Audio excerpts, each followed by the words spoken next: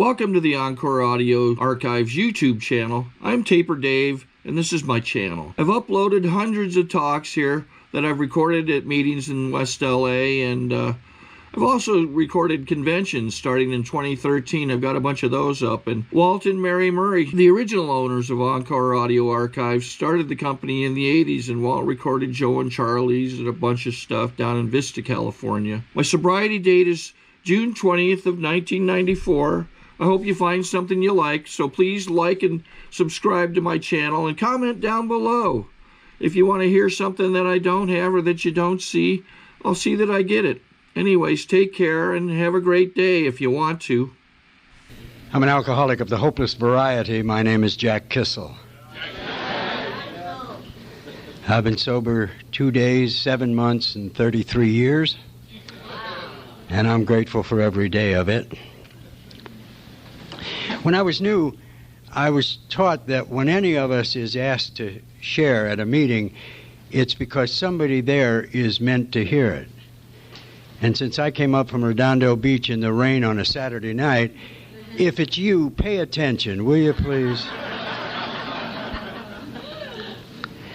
I'm very grateful, and I'm going to try to tell my story in half the time that I usually take.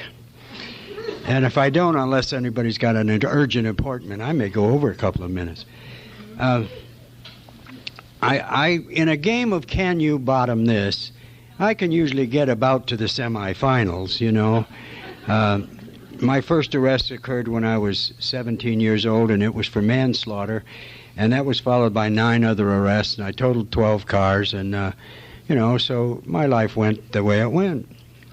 And I did whatever I had to do and destroyed a lot of things, a lot of people.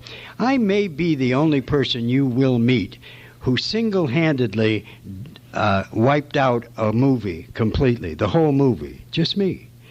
I was a professor in the Midwest, and a guy in New York had gathered enough money to do an independent film, and so he hired me as a director and brought me out to New York to do some casting on a weekend, and I did that. And I cast the lead with a young unknown actor friend of mine named Martin Sheen, and then I came back the next weekend to meet the backers, and they had a little cocktail party, and I am told that I pitched the coffee table through the front window, goosed the hostess, and left.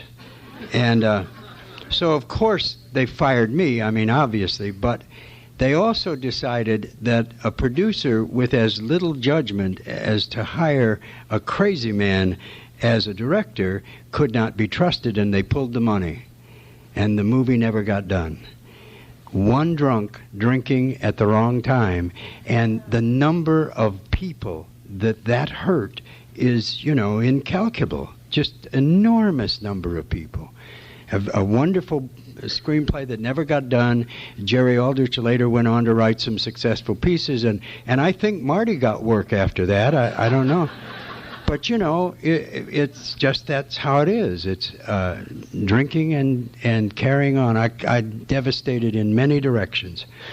I guess the one of the final blows to my career, my drinking career, was my 4 children. Now, when I was really trying to find a solution to my problem, I really was. I'm a devious kind of alcoholic, so I did it without people quite knowing what I was doing. Instead of going to jail for that manslaughter, I went to college. They dropped the charges. I managed to hate, skate, and donate, and the sheriff suppressed the idea that I had been drinking, and I was very drunk, and he made it look like it wasn't my fault. So the coroner's inquest decided not to go to trial, and so I went to college instead of that. I have a friend who is, I think his current title is head of the probation department for the state of Kentucky. The same thing happened to him when he was 17, only he did go to jail, and he has 10 more years of sobriety than I have too, because he had to face the consequences of his actions long before I did. But, so by the time I got out of college, I realized there was something wrong with me, And I decided to get psychiatric help. Like I say, I'm a devious alcoholic. I decided to get psychiatric help without anybody knowing I was doing it, including the psychiatrist, which that's a little tricky, but it's not impossible. It was Korea time. I allowed myself to be drafted, and I got the medics to them to assign me to the medics. I was an English major, but I convinced them that I needed to go be in the medics. And then I got the medics to assign me to psychiatric social work so I could be trained in the Army in psychology so I could find out what the hell was the matter with me. I went through the entire drill. I graduated number 2 in a class of 72, so I learned everything they had except about alcoholism. Because by then I had already developed one of the many skills that alcoholics have, and I have the ability to disappear before your very eyes. I mean, I sat in the front row, and when they got to alcoholism, I just took a vacation. I didn't pay any attention to that. And many of us have that. Already, since I started to talk, a number of people in the room have taken short vacations, And they come back and say, oh, well, he's still drinking. I'll wait till he gets sober. And, that's just how we are. So I didn't hear anything about alcoholism. But I already knew. My father was an alcoholic. I didn't know the name, but I damn sure understood the condition. And so, and then I was in the Army. By then I was doing weed, speed, and booze. And I was assigned to Fort Ord, just outside of Carmel, California, where I spent the Korean War, and counseling neurotics. But I was of some use to some of them. As long as their problem wasn't alcohol, I had learned a whole lot of it, If the problem was drinking, I probably wasn't much help. You come to me and say, I'm drinking too much. I say, really, how much do you drink? And you tell me, I say, oh, don't worry about it. Hell, I drink more than that. That's not a problem. So, and I was arrested twice while I was in the Army. I was also given a good conduct medal. Go figure that one. But my problem was with the civilian police, and it was just pranks. I had nothing serious. I had this car that would never work, and I got mad at it one day and drove it off the pier. And they didn't think that was funny. I thought that was funny, And so I got a resentment, and then I got another car, and when I left, I parked the second car in the busiest intersection in Carmel and threw the keys in the ocean, and then I went back to... So then I decided, okay, the Army and discipline and psychology, and none of it had helped me, and I re-examined my problem, and I decided that the thing is I was too wild, too carefree, too uninhibited for this life, and what I needed was some stability. So I went to New York and got in graduate school at Columbia University and decided what I needed was a good woman. So I moved to Greenwich Village, where the good women live, and in a rooming house on 12th Street, I saw this woman at the other end of the hall, and she had a little 3-year-old girl by a previous marriage, and one of the things that was very clear to me is that she was a good mother, and God knows I needed a good mother. So that's what happened. Jean parented the two of us, Kathy the 3-year-old and Jack the 3-year-old, and that's where it started. Well, okay, so now many, many years later, we have 4 children. The youngest was 7, the oldest was 20. On a particular evening in West Hollywood at our house, they all got together. The oldest had flown in from Arizona specifically for this meeting, and they started with the youngest. They one at a time. They told me that they did not love me, want me, or need me, and they told me to get the hell out of their lives and to leave their mother alone. I was killing her. And they had packed a suitcase for me, and they kicked me out of my house. And I marched out of that house feeling lonely, separate, different, angry, and afraid, which is the way I always felt. And I did the only thing I knew how to do, and I broke into my car after I drank enough to get drunk enough to break into my car, so I'd have a place to sleep. And I slept that night in the car and called her the next morning and begged her like a child to take me back again, and she didn't know any better, so she did. So I nursed myself through that day. Now, I had not earned any money for 3.5 years by this time, and I was in a lot of trouble, and I was hallucinating and delusional, but I describe myself as a functioning alcoholic. But see, my definition of functioning alcoholic was probably a little different than most, you know. My definition of a functioning alcoholic is somebody that's married to somebody that does work, you know, and she was working, God bless her. So she went off to work, and I, you know, took care of myself. I nursed myself through the day. Nothing serious. Little beer, little grass, nothing serious. Just waited until she got home. And I'm hallucinating and delusional, but I've never been stupid. I waited until after supper to steal the keys to my car and $10 out of her purse.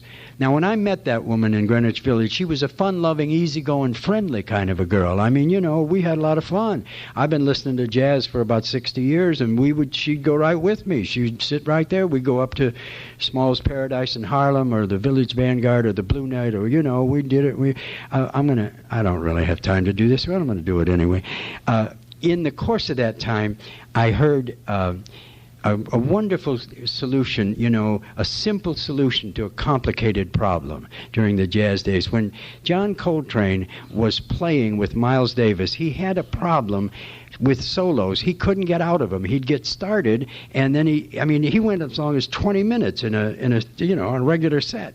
And so finally he went to Miles and explained it. He said, you know, I get an idea, and then that leads to another one, and I just can't find a place to stop. I don't know how to do this. Simple solutions to complicated problems. Miles said, take the horn out your mouth. Yeah, that's a simple solution. So, you know, she was with me, and she was fun-loving, easygoing. Over the 17 years that we had been together, her attitude had deteriorated considerably. I mean, she was no fun at all. I'm telling you, I mean, she'd yell at everybody, at the postman, at the kids. I mean, of course at me, but I mean, she got developed kind of these bad habits. Now, I'm very sensitive, you know. And she used to say these cruel things. She'd say things like, I have 5 children. He's the oldest. You know, man, that'll hurt your feelings. And I used to go to this little beer bar to play pool once in a while. Jay Sloan's. It was there for 100 years, and now it's gone. I don't think it's because I quit drinking, but I mean, it is gone. But anyway, I used to drop in and play pool once in a while. And she began to forward my mail there.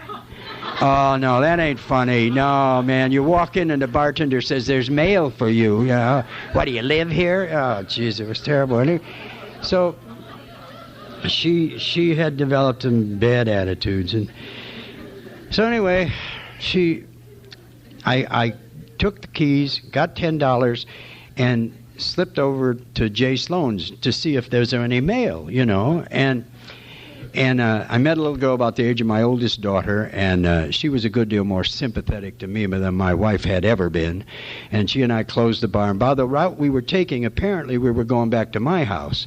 Fortunately, I got arrested that night, or I would be dead now. I mean, there's no question about that. That's the truth. And of the 10 arrests, that's the only one I ever objected to.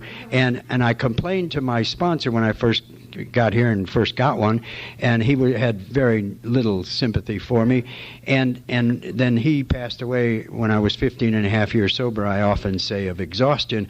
But my current sponsor is a retired appellate court judge, and I explained it to him too, and he wasn't. But you seem very sympathetic, so let me explain it to you. See, I don't think they had probable cause that night. See, all that happened, there was some reason for caution in my case. I had totaled 12 cars, and all that happened that night is my extreme caution drew the attention of the heat to me. What happened is I sat through 3 green lights. Well, I just couldn't get the right shade of green, you know what I'm saying? And they thought that was a little strange and pulled me over and discovered to nobody's surprise I was drunk. I measured 2.7 that night, thank you. And I spent the night in the sheriff's station, and at 5:30 in the morning, they gave me a kick out, and I called my wife of 17 years and had one of our typical conversations. I said, where the hell were you? When I needed you, where were you? And she said, I was there. I tried to bail you out, and they wouldn't let me. Stay where you are, and I'll come get you. I said, don't bother, I'll walk. And I hung up on her. To this day, I'm not entirely sure why I called her. I guess just to make her feel bad. So anyway, I walked home, stumbled and staggered, and stopped on the way to get well. And when I got there, she was blocking the entrance to my house. She said, the kids were right. I never should have let you back, and I never will again. Now, I had developed a number of survivor skills necessary for an alcoholic of my type. And if you got my mouth and my size, you better know when to duck and run. You better know when they mean it. And I knew she meant it. She said, if you're not out of here by noon, I'll have you ejected, and I'm having the papers served. And she went off to work, and I stood there feeling lonely, separate, different, angry, and afraid. I did the only thing I know how to do. I reached under the kitchen sink, I got a bottle of white wine, and I smoked the last of my dope. I had very little. I rolled the skinniest little doobie you ever saw, and then licked the baggie, waste not, want not. My mother taught me that, you know. Smoked the dope, drank the wine, passed out on the bed. Nothing new. And Jean went to work, and on the way to work, for the first time ever, she knew I was crazy, but anything else had occurred to her. When she got to work, she looked up in the yellow pages, alcoholism. And she made a phone call, and they told her what she might want to do, and then she came home and found me lying there on the bed, not bothering anybody, you know. And she tried to get me conscious. It wasn't always easy in those days.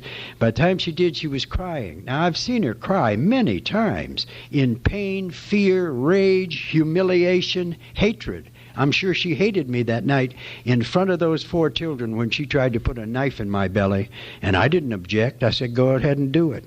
Do it. You'd be doing us both a favor. Just do it. But she couldn't. She just stood there and cried. And so when I woke up, she was crying, but I didn't understand the nature of those tears. I was sober a couple of weeks before it dawned on me those were tears of compassion. That as she got me awake that morning, it dawned on her that I was dying of a disease that I never chose to have. And so she blurted out what they told her to say. She said, Jack, you're sick. I knew that. Man, you've been through the 3 days I've been through, you'd be sick too. I've been doing weed, speed, and booze for 3 days. I just got out of the drunk tank. Of course I'm sick. And she said, let me get you help. I didn't ask her what kind. Who cares? I needed help to sit up. But she went off to the phone, and I shuffled after her, and she handed the phone to me. She says, this guy wants to talk to you. Man, nobody was talking to me in those days. I mean, nobody. So I grabbed the phone. This guy said, hi, my name is Bud. I'm an alcoholic. Can I help you? Don't talk to me like that. Now, I don't want your patronizing, self-righteous attitude, okay? You just leave me alone. But I heard myself say to him, maybe you could. I don't know where that came from. He said, all right, here's what I want you to do. Don't use, don't drink, and come see me. Don't tell me what to do. I used to run red lights for drill. You know what I'm saying? Don't tell me what to do. I'll give you an example. I was a professor at a university I mentioned earlier, and in the first year, I was very careful. I had been fired from my previous job, so I was very careful. I kept my drugs in another city, and I only drank beer. I mean, I did make friends with some of the graduate pharmacy students, but other than that, I was really pretty careful. And so in the second year, some of my arrogance and defiance and rebellion continued to develop, and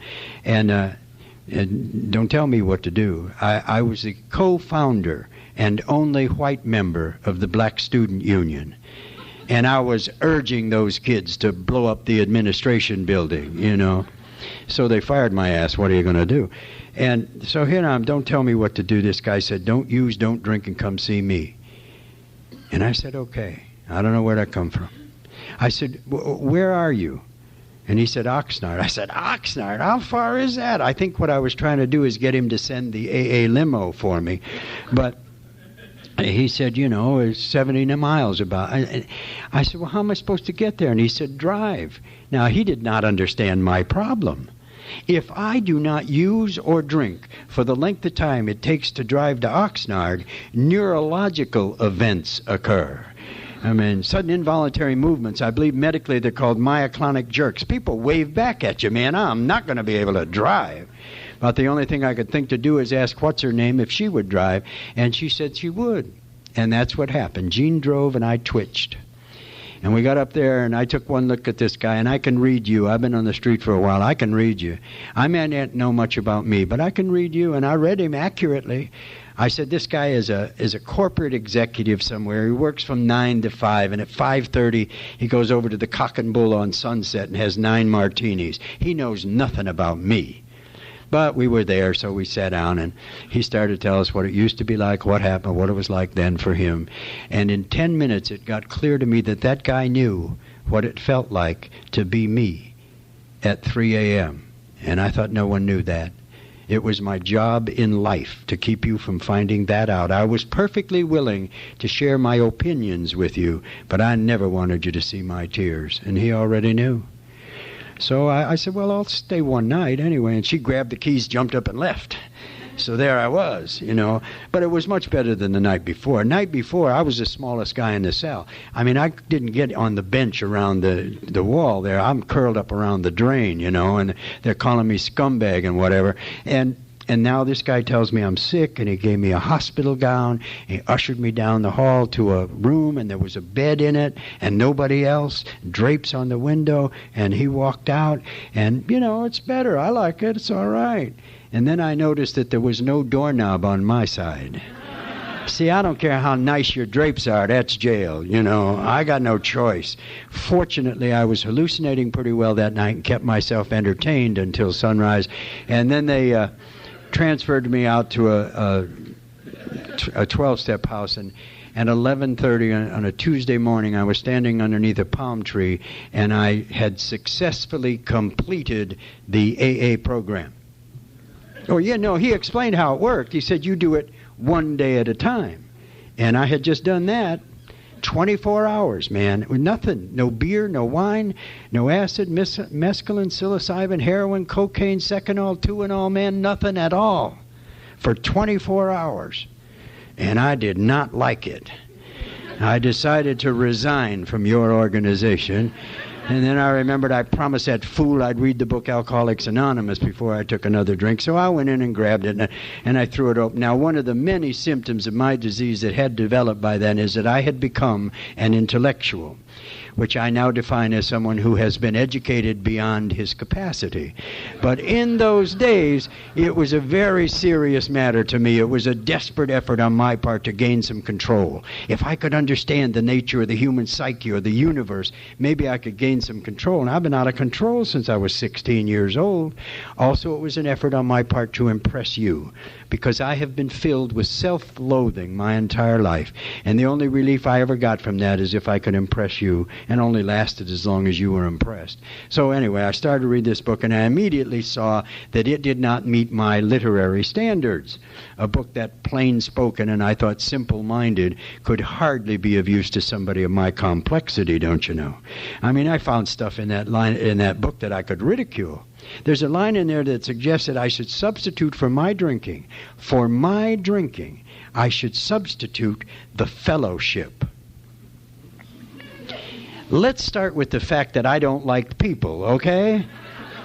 I didn't even like the word fellowship. It sounded to me like a Baptist softball team. I don't want to be part of your fellowship. And I could see through that book's feeble efforts to hide its real intent behind euphemisms like higher power. That book was trying to cram God down my throat. And I did not believe in God. And I didn't think you should either. One of my little entertainments in those days was to go to bars named Molly Malone's or Barney's Beanery and find some big Irish Catholic and get him into a discussion. I said, do you believe in God? He'd say, oh, yeah. I'd say, a loving, just, and merciful God, right? He'd say, right. I say, yeah. What about malformed children and disease and war and poverty and bigotry and death? Where is your loving God? And usually about then they would beat me up to show me there was a power greater than myself. And that was the attitude with which I read that book. And when I got to page 21 for the first time ever in my life, it got clear to me what was the matter with me. And I really had been trying. I had been willing to be diagnosed a variety of things. Paranoid, schizophrenic, manic depressive, psychopath, sociopath, artist, any of those diagnoses.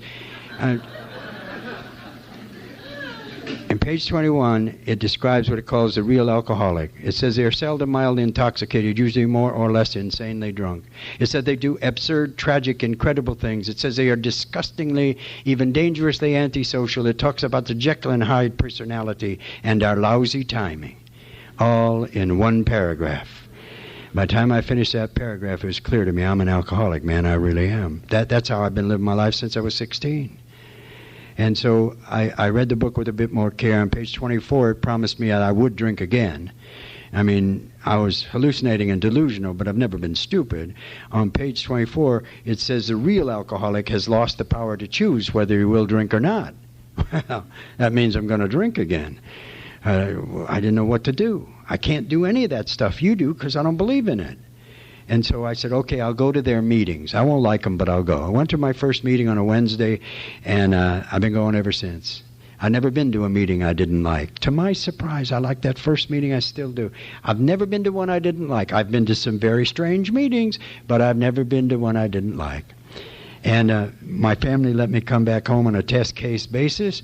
And when I got back here, I knew I had to go to meetings, so I went. I can't work the rest of it, but then I heard you got to get a sponsor, so I got a sponsor. And I looked for somebody who was mild-mannered and quiet, and I found a very quiet, mild-mannered guy. I later found out he was a connected gangster. I didn't know that when I got him, but anyway, and he was pleasant to me, and I called him every day, but he was pleasant, and finally I admitted to him that I can't do that stuff. I can't work the steps because I don't believe in God. And he said, well, go to the meetings and search for God. Okay, yeah, good, that's what I'll do. But I didn't want to hurt his feelings, and I'm trying to comply, so I went to the meetings, and I searched for God. I listened with great intensity in the hopes that one of them would unlock that mystery for me, and none of them did. I mean, it seemed to me that every speaker I heard during that period had about a third-grade education. They all got sober in Tyler, Texas, and they were dispensing folk wisdom. This one guy got up, I swear to you, he said, if you do not believe in a power which is greater than yourself, then jump up and stay there. What the hell is that? I didn't think that was funny. I'm sitting out there trying to find God, and this guy is telling me that gravity will restore me to sanity. No, I don't think so. So anyway, but you know, I kept trying, and something else he had said is no matter what, don't use, don't drink. And I made a list of no matter what's. If those 4 kids never speak to me again, I will not use or drink, no matter what. If I never am able to work again, I will not use, I will not drink, no matter what. If my wife of 17 years goes through with her plan to divorce me, I will not use, I will not drink.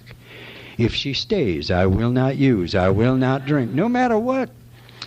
And my hallucinations did not disappear the day I got sober. I remember sitting next to Fred on a hot August night at the Brentwood meeting, and a huge black bug came flying right at me and then darted between my sponsor and me, and we ended up looking at each other.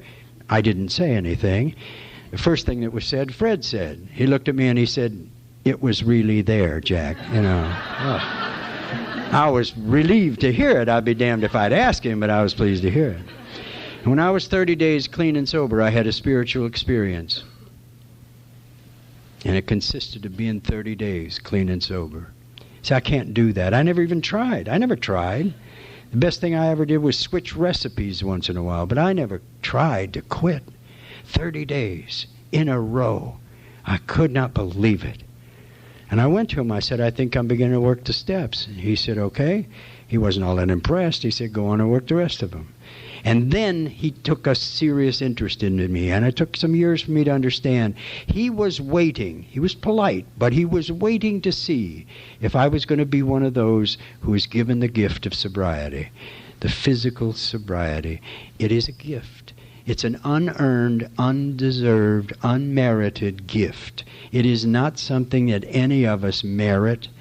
I've known a whole lot of much nicer people than me who worked as hard as me, went to more meetings than me, and died drunk. It's a gift, and I treasure it because it's a gift. And he waited until he was pretty sure, till I got 30 days, and then he started sponsoring me actively. I don't have time to tell you, and I wish I did. But he had some very irritating ways of sponsoring. I mean, one of the things he liked to do was define the words for me. Man, I hated that. He said, all right, now you're going to have to be rigorously honest. I said, okay, yeah, I can handle that. And he said, no, let me tell you what the word means. I said, Fred, look, I graduated from Notre Dame. I did graduate work at Fordham, graduate work at Columbia. I was trained in the Army in psychology. I know what the word means. And as if I hadn't even spoken, he said, all right, now, honesty is when your mind, your mouth, and your behavior coincide. Well, I never quite thought of it like that. my mind, my mouth, and my body had rarely been in the same room, you know. So they said, okay, now, and you're also going to have to give up resentment. Now, I'm a quick learner, so I said, oh, okay, what does it mean, Fred? And he said, it's re-feeling old injury. And in your case, you're going to have to forgive your father. And I said, no, you don't understand. He doesn't deserve to be forgiven. I pried his fingers from around my mother's throat. I wrapped his hand in a towel when he severed an artery, putting it through the kitchen window. I kicked him out of my bed when I was 9 years old. He does not need or deserve to be forgiven. He said, it's not what he deserves, it's what you need. And he had another irritating way of doing it. I said, okay, how? And his answer was, I don't know. Pray about it. Well, I was having a hard time with that prayer thing. I wouldn't say your words. For a while there, I was praying to the close and holy darkness, and then I got a little more personal, and I was praying to an entity I referred to as Lefty, and so I started talking to Lefty and asking him what to do. And I was driving along Santa Monica Boulevard when I was 3 months sober, and I had a different idea. My father was an alcoholic. I knew that when I was 5. I didn't know the name, but I knew the condition. My father was an alcoholic, and he didn't choose to be one either. Either was a brand new idea for me. I knew I had not chosen to be an alcoholic. I never intended all the damage I did to myself and everybody around me. I was an alcoholic. He didn't choose it either. And either was a brand new idea. And forgiveness, I've come to understand, is not pretending it never happened, or like the governor forgiving somebody on death row, you did it, but we're going to let you go. It is seeing it differently. And in that instant, I saw my father differently, and huge changes occurred. And I wish I had time to tell you, but huge, huge changes occurred. My son, when he was 12, used to lock himself in a bedroom, lock himself in a closet, climb up on a banklet, climb up on a shelf, cover himself with a blanket when he's 12 years old. He now is a longtime member of Al-Anon who will be speaking at the Al-Anon function at the convention, at the luncheon this year. He has an Al-Anon wife and 2 little Alateens. And the change is enormous. When my daughter was 9 years old, when she told me she didn't love me, want me, or need me, when her daughter was 9 years old, she called me and she said, I'm going to write my first essay. You want to know what it's about? I said, sure. She said, it's called My Best Friend, Grandpa. Yeah. That's how different it can become. I came to you feeling lonely, separate, different, angry, and afraid every day of my life. And if I practice the principles, work the steps, and live in the fellowship of the Spirit, I don't feel that way at all. Instead, I feel at one, at peace, and full of joy. And then I can live in the infinite now. Thank you.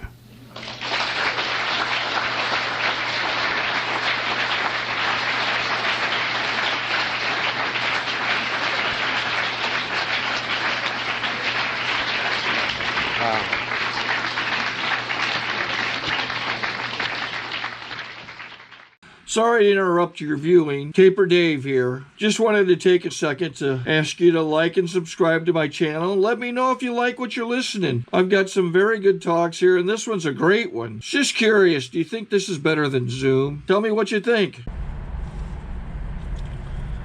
Okay, this is how I prepare my drone for launching. I like to do it inside the cab of my truck so I don't not standing outside in the weather. To install the joysticks for control, up and down, right and left, powered on. I have an Android phone that I use to connect it to the drone with. And it's actually controlled through the iPhone, through an app. Oops, wrong way. It's actually controlled through the iPhone, or through this Android phone, through the app. It's actually controlled through the Android phone through an app, and you connect it through this short connection right here.